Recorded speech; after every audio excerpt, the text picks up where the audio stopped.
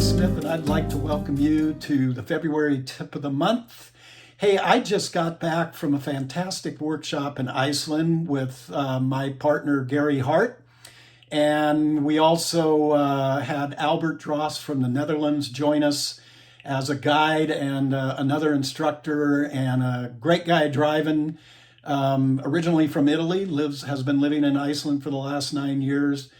And his name's Vincenzo Manza, if I'm pronouncing your name correctly, Vincenzo. And we had a great time. Clients were very happy. We had a whole range of weather to deal with, but got all our location shoots in, and it was great.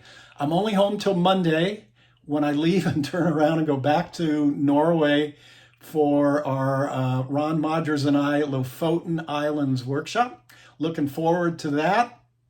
But I wanted to get out a quick tip of the month for you guys while I was home, and because I don't get back till March 3rd now. And this one actually came into my mind to do because I was helping a client while I was in Iceland working on a picture he captured of the Northern Lights, and it had to deal with hotspots. In his case, it was some buildings that were lit up at night.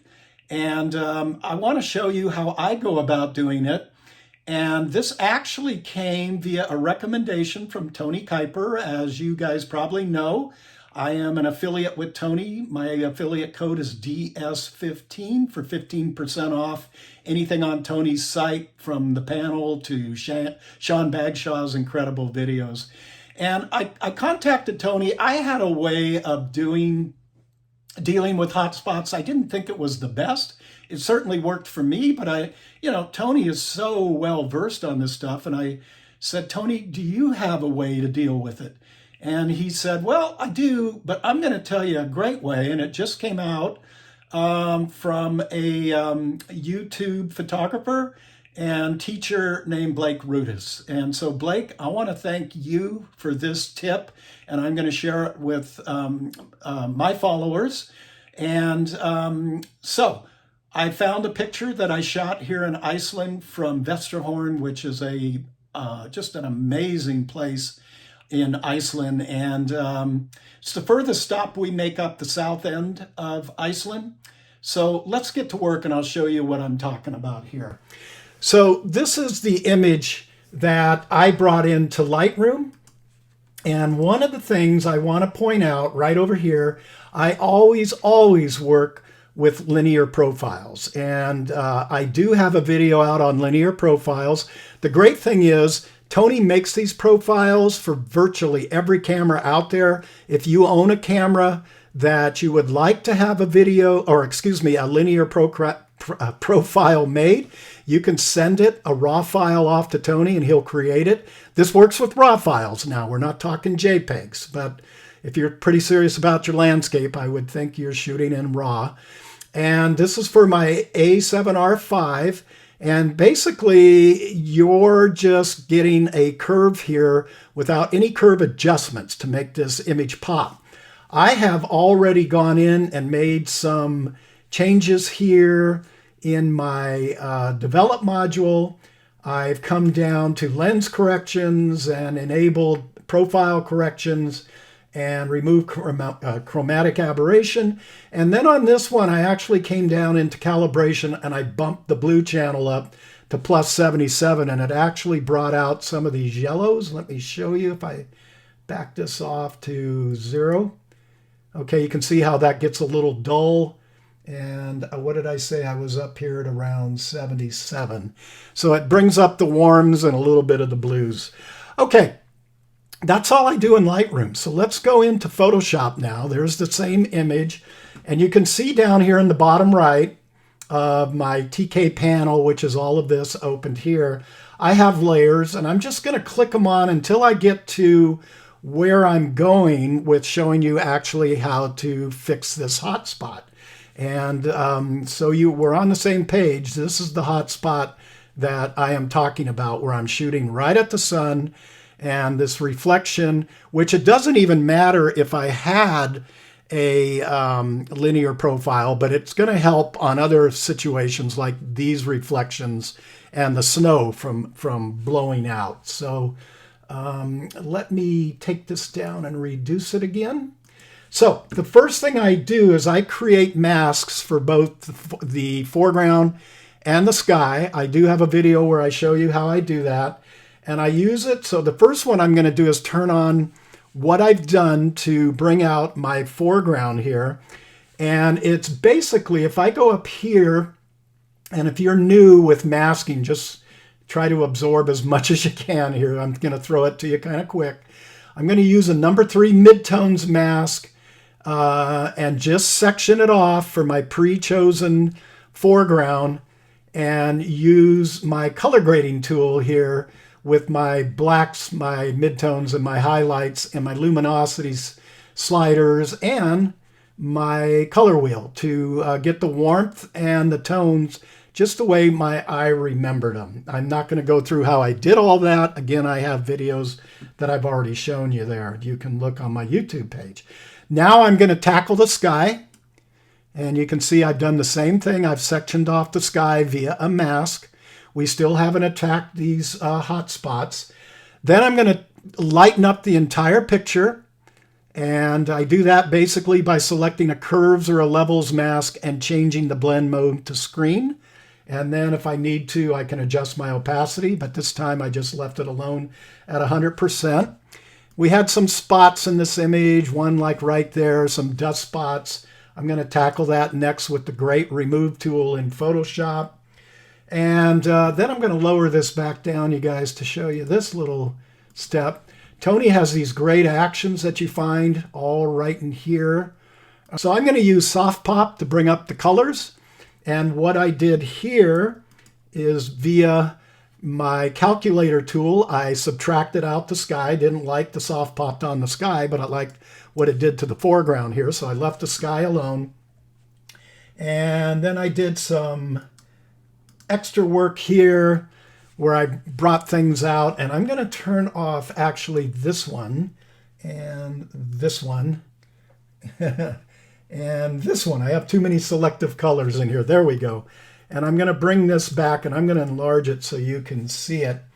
And we're just going to do, I'm going to add actually a new a selective color, and that's this guy right here. And how do I know that? I can hold my Alt or Option key down, and that will turn on these little titles, and you can see that that's selective color. It creates a selective color adjustment layer. Okay, so I'm going to add that. This box will pop up, the selective color box. If it's at any other color, like a lot of times mine defaults to reds, it might just have remember what your last channel was or color was that you were working on. But first step is we want to make it work for whites, right? Because this is a blob of white that we're trying to fix. The next thing, let's come down below all these sliders. You have relative or absolute. I'm going to go to absolute. This just helps in the process. And then on my blacks, I'll usually select a range of anywhere from 5 to 12. If you over select or under select, you can always come back and change that. And for this picture, because I've processed it already, I'm going to come up to a 7. And then my yellows, I am going to add plus 34. Get it as close as I can there. There we go. 33 is close enough. But you see it looks a little off here, okay? But not to fear. We have 2 more channels here we can play with to balance this all out. So magenta, I'm going to subtract 5 points. The opposite of magenta is green, and that looks a little greenish to me. Or, excuse me, I'm going to take a little green out of it. So I'm going to go to -5.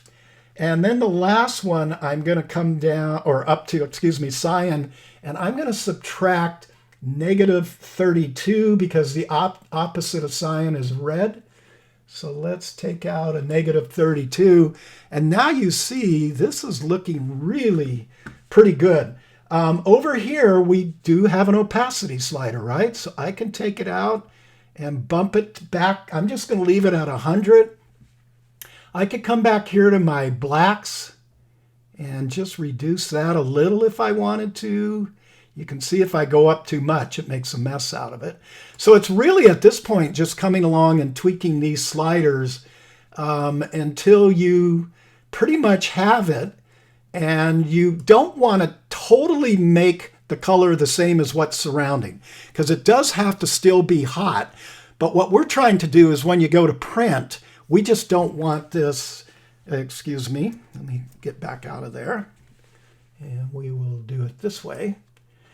We just don't want it to be paper white, do we? So let me turn that off where it is paper white and back on where now there's some color. But again, it's a little brighter than if it was paper white. Okay, so now when it goes to print, it's going to put some of that color in there. And what I would do now is simply just go through and just finish off processing this image. I would take it way down to test how it looks to my eye, how 90+% of your viewers are going to be viewing it on their little iPhones or smartphones or tablets. Those are actual studies that are out that not too many people are going to be viewing it on a big 37, 38-inch monitor that I'm working on here. So this technique, instead of showing you 2, 3, 4 more pictures, it just works flat out across the board. The key is playing with these sliders until you get it looking right. Okay, there's not one set of numbers that are just going to work for every picture. So that's how it's done. I hope this tip really helps you. And now I can say, if somebody says, I don't know how to fix hotspots, I can say, well, I've got a video out. And thanks again to Blake Rudis. I don't want to take credit for coming up with this on my own. I think we all share. And Blake is, he does a lot of great video work. I'm going to leave a link to his site down below so you can check out his videos. And I want to thank you, Blake, for this tip that I just passed along to my followers. And hope you guys go back and take a look at some of those throwaway images where he said, I don't know, that's just too bright, it's ruining the image. And now you know the workaround on it, okay?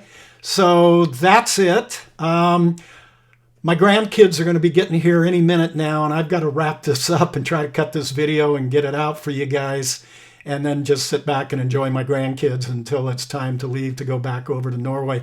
Hey, I hope you would think about joining me on a trip. Just go to my website, www.donsmithphotography.com/workshops, or just land on the homepage and click on the workshops link. Send us an email. Either I will get back to you, or probably more likely my wife Barry will get back to you. And we'd love to have you guys join us. As of this recording, we have one spot remaining with Gary Hart and I this June in Iceland. It'll be late June into July.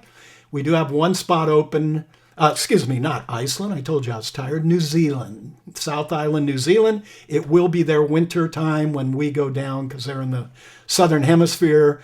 And we'll just be coming past summer solstice up here, but they'll be into winter solstice down there. It's a beautiful trip, beautiful scenery. We'd love to have you take that last spot.